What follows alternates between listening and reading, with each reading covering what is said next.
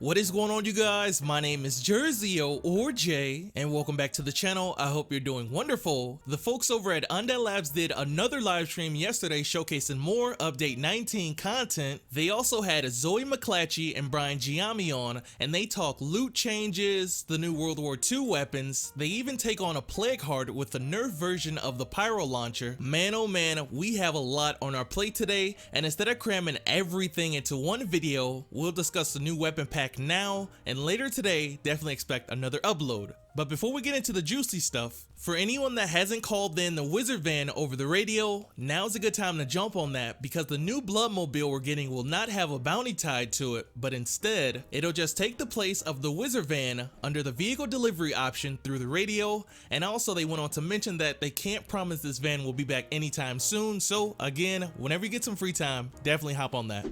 Moving on, we also got to see the new World War II pack that will be included with Update 19. This pack will consist of 11 new items. We have the MP40 submachine gun. I know a ton of you have been asking for this gun for a very long time. I actually reached out to one of the developers to see if they had a screenshot to display every weapon kinda like this. Sadly, they haven't had enough time to make one yet, but I should have the stats on screen, and I'll also play a clip of the devs using this weapon and come back right after.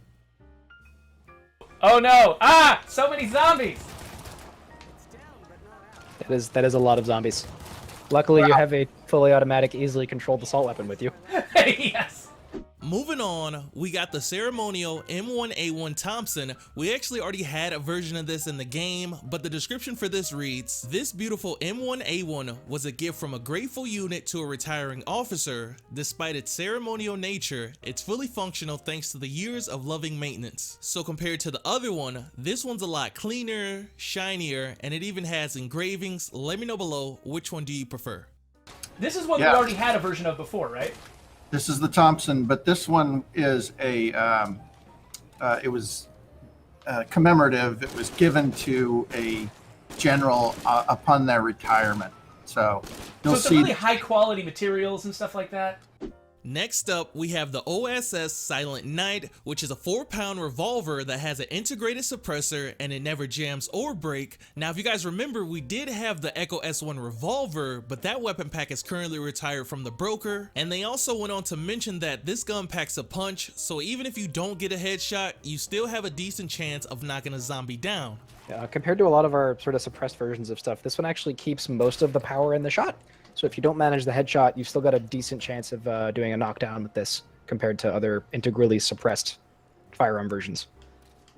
Moving on, we have the Soviet PPSH41. There's actually going to be two different versions of this weapon. We have the one that he's currently using, which can be found inside homes and also rare weapon crates throughout the map. And we also have the Danger Dog PPSH41, which is probably my favorite weapon out of the whole pack. And the description for this reads, "A skilled post-apocalypse gunsmith heavily modified this Soviet machine gun to face today's nightmare world. It includes a welded-on AK-style suppressor, modified action to support 3-round bursts, and other optimizations." got it a little bit better, but yeah, it's got an integral suppressor on it. It's got an optic, and it's got a front post for more control and things like that. Yeah, so even when you're firing... Oh, and it's also got burst fire, not just semi and full auto. We also got the FBI fighting rifle. I know a lot of you guys are gonna love this weapon. And we also got a removable vintage rifle compensator. They mentioned that this will behave a lot like a muzzle brake. Well, I'll actually play what they had to say about this and come back right after. And also it includes a new removable muzzle brake. Brian, do you want to talk about that? Sure. So we were doing a little bit of homework on this one. I think we discovered that like the FBI ordered like 100 of these once as like a quote-unquote fighting rifle. Like it was going to be a new sort of configuration for them. So this is going to behave in our game a lot like a muzzle brake.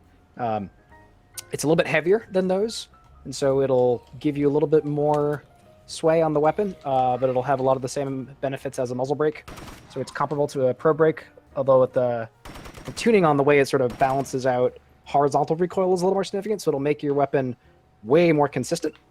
So a new weapon attachment alongside the FBI fighting rifle, and let me know below which gun are you going after first. As for me, it's probably going to be the Danger Dog or the fighting rifle. Those two are insane, but I really like this whole pack. We also got 2 new melee weapons. The developers didn't show off any stats, so I really can't say how good they are, but we at least have some gameplay. And we also got a new combat helmet and an aviator cap. And with that being said and showcase, that's the new World War II pack. This might be my favorite pack of all time. Let me know below, what do you guys think about this? And remember, even though we're getting a new set of weapons, the original ones are still coming back and can be found inside loot throughout the world. Thank you guys so much for checking out today's video. Like I said earlier, we have a lot to discuss and I didn't want to cram everything into one video, so here are the World War II weapons, and later today expect another upload because man, we have a lot to talk about. Be sure to drop a like, also subscribe, turn on post notifications so you never miss a video, follow me on Twitter, and I'll be seeing you guys real soon with some more State of Decay 2 content.